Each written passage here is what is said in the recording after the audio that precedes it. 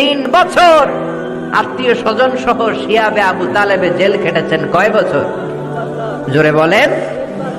প্রথম বছর খেয়েছে ছাগলের গোশত, সবাই ছাগল পালতো, নিজেদের ছাগলের গোশতগুলো খেয়েছে। দ্বিতীয় বছর কোনো ছাগল নেই, ছিল ছাগলের রোদ্রে শুকানো চামড়াগুলো, পানিতে ভিজিয়ে ভিজিয়ে চামড়া খেয়েছে। তৃতীয় বছর ছাগলের চামড়াও নাই। কি নাই?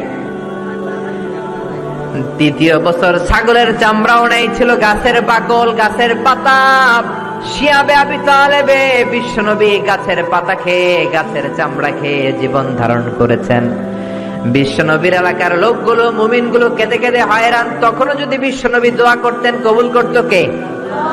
মদিনায় দুর্ভিক্ষ, কোনো খাবার নাই, বিশ্বনবীর পেটে কোনো খাবার নাই, কোনো দানা পানা পড়ে নাই। বিশ্বনবীর কলিজার টুকরা নাতি হাসান আর হোসাইনের পেটেও কোনো